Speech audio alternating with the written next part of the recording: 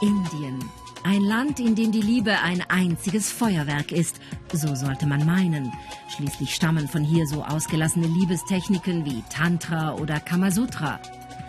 Doch die indische Realität in Sachen Liebe sieht ganz anders aus. In Indien lieben nur die wenigsten nach Lust und Laune.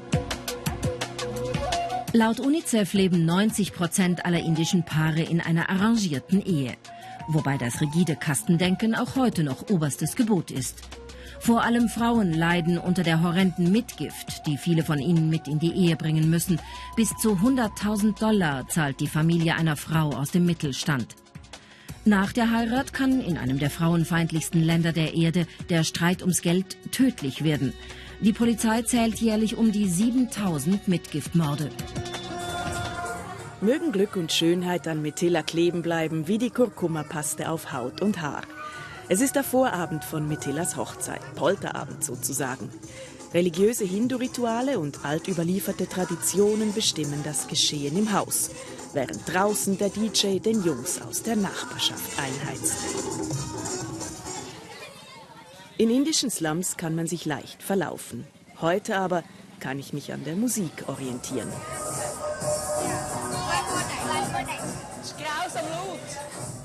Der halbe Slum kriegt mit, hier wird kräftig gefeiert. Auch ich werde genötigt, der Braut das Glück und die Schönheit buchstäblich einzureiben. Die Turmeric-Paste lässt die Haut der Braut erstrahlen, sagt man mir. Was mir niemand sagt, die gelbe Farbe geht auch unter der Dusche nur schwer wieder ab. Bei hellhäutigen Menschen kippt der Effekt schnell ins Kränkliche. Hinter mir verwandeln Girls das Turmeric-Festival in eine Schlammschlacht. Und auf der Tanzfläche neben dem Haus schießt den Jungs der Rhythmus und vermutlich auch der heimlich getrunkene Alkohol ins Blut.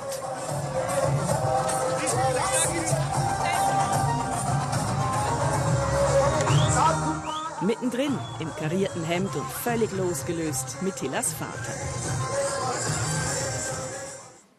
Doch über allem thront Mithilas Mutter. Sie hat den Bräutigam für ihre 25-jährige Tochter ausgesucht. Sie organisiert und leitet das ganze Fest, unterstützt von Schwestern, Cousinen und weiteren Verwandten. Es gibt Gemüsecurry, Linsen, Reis und Brot, ein Rezept ihrer Kaste. Mithilas Hände und Füße sind kunstvoll mit Henna verziert. Ich frage beiläufig nach der Mitgift, doch Mithila weicht aus. Mitgiftzahlungen sind per Verfassung verboten. Auch wenn die Braut Geld und Gold einbringt, reden darüber mag sie nicht. Im Gespräch verteidigt sie ihre arrangierte Heirat. Der Prinz, der einen mitnimmt, alles Märchen, Geschichten, wie sie nur im Kino oder in Trickfilmen vorkommen. Das tönt, als ob du dir gar nicht erlauben würdest, dich zu verlieben. Nein, nie. Warum nicht? Weil ich viele Ehen gesehen habe, die aus Liebe geschlossen wurden und nicht funktioniert haben. Ich glaube nicht an die Ehe aus Liebe. Was für eine Ernüchterung. Was mag der Bräutigam dazu sagen? Hier wohnt er. Und hier, im obersten Stock, wird Mithila nach der Hochzeit morgen einziehen. Prakash? Hi, hello, nice meeting you. Prakash, 32-jähriger Mitbesitzer einer kleinen Visitenkartendruckerei, kann den Tag der Hochzeit kaum erwarten. Er bittet mich und meine Übersetzerin hinein. Sein alter Vater ist fürs Fest vom Land nach Mumbai gekommen. Prakashs Bruder mit einem Sohn, mit einer Tochter und Ehefrau lebt ebenfalls hier. Das heißt, 5, bald 6 Personen teilen sich diese Wohnung. Wo schläfst du und deine Frau, will ich von Prakash wissen. Abends, wenn die Küche nicht mehr gebraucht wird, sagt er mir, rollt er hier für sich und Mithila eine Matratze aus. Prakash, du bist 32. Wie viele Freundinnen hast du bis jetzt gehabt? Keine. Natürlich gab es Frauen, die sich für mich interessiert haben. Einige haben mir sogar Avancen gemacht, aber ich bin nie darauf eingestiegen. Bin nie mit einer ausgegangen. Ich möchte im Leben nur mit einer Frau zusammen sein. Und das ist die Frau, die ich morgen heiraten werde. Prakash und Mithila haben sich bisher nur wenige Male und immer in Begleitung von Familienmitgliedern gesehen. Mithila hat mir gesagt, sie möchte ihren Mann erst richtig kennenlernen, bevor sie das erste Mal mit ihm schläft. 6, 7 Monate, rechnet sie, könnte dies dauern. Hat Prakash so viel Geduld? Ja, ich möchte einfach, dass sie glücklich wird. Wenn es nötig ist, werde ich ihr auch diesen Wunsch erfüllen. Ich bin auf dem Weg zu einem Gemeinschaftszentrum für Frauen nahe des Slums. Vom Leiter des Zentrums, der sich ehrenamtlich für die Rechte von Frauen einsetzt, möchte ich wissen, was geschieht, wenn eine Ehe nicht funktioniert, wenn der Mann die Frau schlecht behandelt. Sie meinen, ob sie ihn verlassen kann? Das ist nahezu unmöglich. 3 Dinge sprechen dagegen.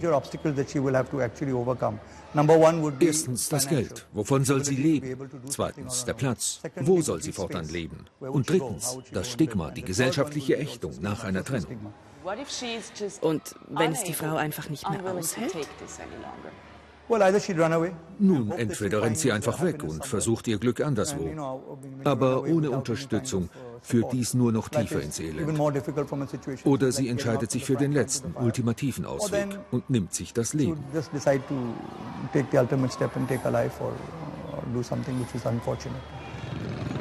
Einem solchen Schicksal wollen in den Metropolen Indiens immer mehr junge Leute entgehen.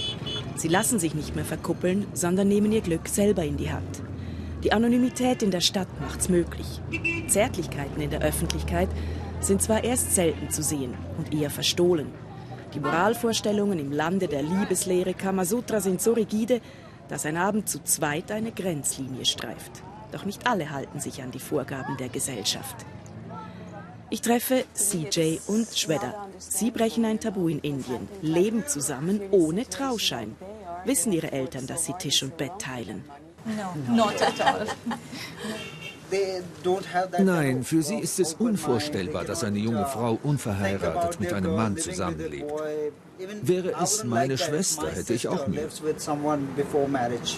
Ich will wissen, ob eine solche Beziehung nicht auch deshalb skandalös ist, weil Shweta keine Jungfrau mehr sein kann. Ja, zusammenleben heißt auch körperlich zusammen sein. Dass wir vor der Ehe miteinander schlafen, können unsere Eltern nicht akzeptieren. CJ und Shweta verdienen gut, gehören zu Indiens wachsender Mittelschicht. Nur ihre engsten Freunde wissen, wie die beiden leben. Schon der Vermieter glaubt, CJ und Shweta seien bereits verheiratet. Nehmen wir an, ihr habt später eine Tochter. Hättet ihr ein gutes Gefühl, wenn sie vor der Heirat mit ihrem Freund zusammenziehen möchte? Nein, wenn ich mir das überlege, im Moment nicht. Ich bin sehr stolz auf mich, dass ich meinen eigenen Weg gehe. Meine Tochter soll das Recht ebenfalls haben. Am Tag ihrer Hochzeit sind Mithila und Prakash nur noch durch ein Tuch voneinander getrennt. Nicht weniger als 1000 Gäste begleiten die beiden durch das eintägige Fest. Immer wieder mal stärken sie sich am Buffet. Dann fällt das Tuch. Und das Brautpaar sieht sich zum ersten Mal in Hochzeitskleidung. Ich wage nicht, in Mithilas Gesicht zu lesen. Vielleicht ist es ja auch nur die Anspannung. Dann wird der Knoten fürs Leben geknüpft. Das Brautpaar durchsteht die stundenlangen Rituale. Nur Mithilas Mutter erleidet einen Schwächeanfall. Für die Kamera kaum sichtbar fällt sie in Ohnmacht.